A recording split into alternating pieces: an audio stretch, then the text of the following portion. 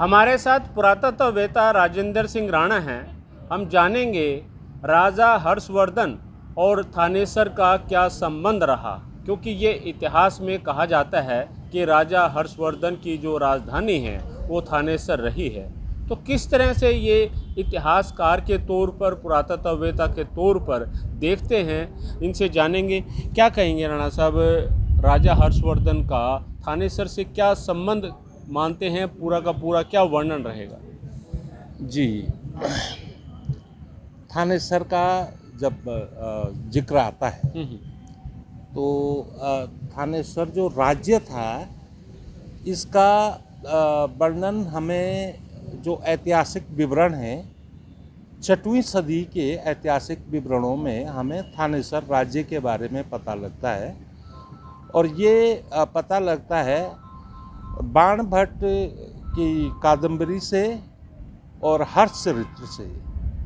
तो ये जो थानेसर जो राज्य है, जो आज आप देखते हैं कि जो आज थानेसर एक छोटा सा कस्बा है, जहाँ पे एक पुरातात्विक जो स्थल है जिसको राजा हर्ष का टीला भी कहते हैं, कहा जाता है।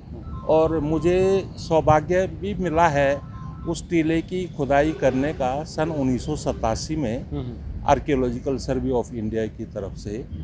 तो ये एक छोटा सा राज्य था शुरू में, जब कहते हैं कि इस राज्य का निर्माण जो था हर्ष के जो पूर्वज हैं पुष्पभूति ने किया था। तो पुष्पभूति की तो एक छोटे से राजा रहे होंगे, और पुष्पभूति जो थे जो असल में जो थे कि जब पुष्पभूति ने ये जो राज्य अपने लिए बनाया था, छोटा सा राज्य, तो उस समय 2 पावरें इस रीजन में बहुत प्रभावशाली थी, जिसे कहते हैं गुप्त साम्राज्य। जो 6वीं सदी का जो युग था, ये गुप्त लोगों की जो गुप्त साम्राज्य था उसकी शक्ति कम हो गई थी, लेकिन फिर भी काफ़ी प्रभावशाली थे। और एक तरफ से हूणों के उस समय आक्रमण हो रहे थे, क्योंकि जैसा हम जानते हैं कि गुप्त साम्राज्य के पतन में हूणों का भी एक बड़ा योगदान रहा है। तो क्योंकि हूणों के 2 जो राजा हुए हैं, तोरमान और मिहिरकुल, उनके भी कुछ प्रमाण मिलते हैं कि जो हर्ष के जो पूर्वज थे पुष्पभूति, उनसे पहले उनका भी यहाँ पे राज था। तो पुष्पभूति ने ये राज्य का गठन किया, और उसके बाद इसमें नरवर्धन, आदित्यवर्धन और प्रभाकर वर्धन जो थे कि हर्ष के पिताश्री थे, और जिनके 2 बेटे थे। बड़े बेटे उनका नाम था राज्यवर्धन और छोटे बेटे थे हर्षवर्धन जी। लेकिन प्रभाकर वर्धन अपने को महाराजाधिराज कहते थे। प्रभाकर वर्धन के समय तक जो था ये जो थानेसर जो राज्य था बहुत पावरफुल हो गया था। तो उनका जिक्र कहीं नहीं आता प्रभाकर वर्धन का। हर्षवर्धन का जो जिक्र है वो ज़्यादा माना जाता है। नहीं, प्रभाकर वर्धन का भी जिक्र आता है। जो ये पुस्तकें हैं, जो ऐतिहासिक जो पुस्तकें, कादंबरी है या हर्षचरित्र है, इनमें प्रभाकर वर्धन का भी जिक्र आता है। और कहा जाता है कि उन्हीं विवरणों से पता लगता है कि 590 ईस्वी के करीब राजा हर्षवर्धन का जन्म हुआ था।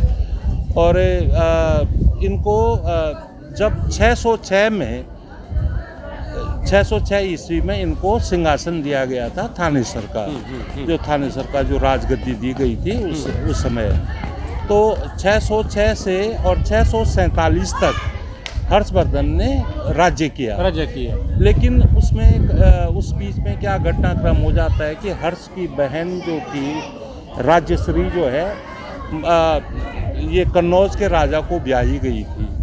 तो उनके जो जीजा थे राजा गृहब्रह्मन, जो मौखरी कुल के जो राजा थे, उन पे अचानक आक्रमण किया बंगाल के राजा शशांक ने। और एक मालव के राजा थे, गुप्त राजा थे। तो इन दोनों ने जब आक्रमण किया तो उनको मार दिया था, गृहब्रह्मन को मार दिया था। और फिर उस आक्रमण का प्रतिशोध लेने के लिए यहाँ से राज्यवर्धन गए। हर्ष के बड़े भाई थानेसर से वो जाते हैं कन्नौज जाते हैं, लेकिन वो भी किसी षड्यंत्र में मारे जाते हैं। उसके बाद जो है हर्षवर्धन स्वयं जब वहाँ जाते हैं तो सबसे पहले तो उन्होंने क्या किया कि अपनी बहन का रेस्क्यू करते हैं। उनकी बहन जो राज्यश्री थी वो माने अपने प्राण त्यागने जा रही थी, तो अपने बहन को पकड़ कर ले आते हैं और तब जाके उन्होंने क्या किया कि अपनी बहन के राज्य कन्नौज के ही वो प्रतिनिधि बन करके वहाँ पे कन्नौज से उन्होंने राज्य किया। राजधानी थी तो वहाँ उसके बाद यहाँ शिफ्ट कर दिया, यहाँ से स्थान बदल दिया और कहते हैं कि उन्होंने अपने मामा के लड़के भंडी को यहाँ का राज्य दिया था, थानेसर का राज्य जो था यहाँ। तो ये किस सन की बात हम माने, थानेसर राजधानी किस सन में रही और शिफ्ट जो का ये कौन सा? लगभग 606 के बाद ही किसी भी समय, क्योंकि इसके कोई ऐसे पुख्ता प्रमाण नहीं मिलते हैं, तो 606 के बाद ही ये घटनाक्रम हुआ। 606 में हुआ हो, 7 में हुआ हो, तो मैंने शुरुआती दौर में ही हर्षवर्धन यहाँ से चले गए थे। तो आर्कियोलॉजिकल के हिसाब से साइट किस तरह की कोई मिलती है जो उनसे जुड़ती है, उनके राज्य से जुड़ती है? देखो आर्कियोलॉजिकल जो एविडेंसेस हैं, हाँ, वो हर्ष के कन्नौज के तो बहुत सारे, मतलब जो वेनसांग का जो उस समय चीनी एक यात्री आए थे वेनसांग, उन्होंने कन्नौज का भी भ्रमण किया, कन्नौज में भी वो रहे, नालंदा में उन्होंने शिक्षा ग्रहण की और 634 के करीब वो थानेसर के भ्रमण के लिए भी आए थे वेनसांग। तो वेनसांग का विवरण से भी मिलता है। फिर राजा जो हर्षवर्धन हैं वो बहुत बड़े साहित्यकार भी थे, जितने वो वीर थे और उनका जो जिसे कहते हैं कि स्फूर्तिवान राजा थे।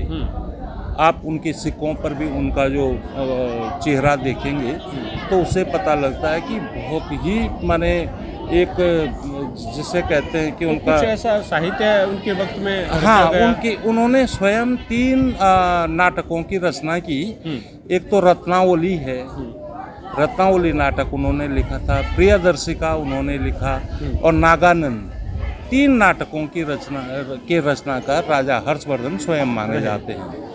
और जब इन्होंने कन्नौज में अपनी राजधानी शिफ्ट की तो वहाँ से वो हर 4 साल के अंतराल पे प्रयाग में जाते थे और प्रयाग में अपना जितना सारा भी धन था वो सारे लोगों को, जो गुणी लोगों को दान कर देते थे, जिसमें कि ब्राह्मणों को दान करते थे, बौद्ध भिक्षुओं को दान करते थे, क्योंकि उस समय ये दोनों ही धर्म प्रधान धर्म माने जाते थे, ब्राह्मण धर्म और बौद्ध धर्म। और जहाँ तक उनके जो अभिलेख जो मिलते हैं, बांसखेड़ा का एक अभिलेख है, उसमें उनके कुल का वर्णन मिलता है। उनके जो कुल में जितने भी राजा हुए, आदित्यवर्धन, प्रभाकर वर्धन, नरवर्धन और उनकी रानियां, उन सब का उल्लेख मिलता है। तो इनका राज्य का जो विस्तृत क्षेत्र था कितना मानते हैं उस वक्त रहा होगा? काफ़ी। अब उनके राज्य तो यहाँ से शुरू हो जाता है, लगभग पंजाब से शुरू हो जाता है और कई लोग तो माने जैसे बंगाल और असम तक, असम के नीचे क्योंकि असम का जो राज्य था भास्कर बर्मन, वो उनके राजा हर्षवर्धन के मित्र थे और तो बंगाल तक तो उनका राज्य था और दक्षिण में मालवा तक उनका राज्य जाता था और कई लोगों का ये भी मानना है कि नेपाल की सरहद तक भी उनका राज्य था। हाँ। तो काफ़ी बड़ा, माने इतना बड़ा जो साम्राज्य था जो हर्षवर्धन का, तो उस जो साम्राज्य था बाद के पीरियड में प्रतिहारों के पास ही इतना बड़ा, प्रतिहार जो राजपूत थे उनके पास ही इतना बड़ा साम्राज्य रहा। तो ये कह सकते हैं कि एक बड़े हिंदू सम्राट राजा थे और साहित्य प्रेमी थे, साहित्यानुरागी राजा थे और कहते हैं कि रात को वो अपने राज्य में क्या घटित हो रहा है, मतलब एक जासूस के तौर पे जैसे आता है ना, विवरण आता है प्राचीन राजाओं का, वहाँ माने रात को निकलते थे, जासूसी करते थे कि मेरे राज्य में सब कुछ सही ठीक चल रहा है या नहीं चल रहा है। तो एक प्रजावत्सल राजा का जो उदाहरण होता है वो हमें महाराज अधिराज हर्षवर्धन में देखने को मिलता है। जी। तो कुरुक्षेत्र में जो एक हर्षवर्धन पार्क करके जो साइट है वो जी। उसको उससे जोड़ करके देखा जाए। ये जो थी, जो राजधानी जो बनी थी कुरुक्षेत्र, जो हर्षवर्धन के पूर्वजों ने श्रीकंठ जनपद की राजधानी थानेश्वर को बनाया था। और थानेश्वर जो महादेव है, कहते हैं कि उसमें जो स्थाणु तीर्थ ये रहा, इस जो कुरुक्षेत्र का जो सबसे प्रमुख तीर्थों में इसकी गणना होती है, भगवान शिव को समर्पित तीर्थ है। तो स्थाणु तीर्थ के नाम पर ही उन्होंने अपनी राजधानी जो बसाई, उसका नाम स्थानेश्वर रखा, जिसको स्थानेश्वर से बदल कर ये थानेश्वर हुआ। फिर आजकल हम जरा और भी सरलता में जाते थानेश्वर कहते हैं। जी। तो वहाँ पर जो आपने देखा होगा जो टीला है जहाँ पे शेख चिली का मकबरा आगे से बना हुआ है, वो उसके पूर्वी भाग में बना हुआ है।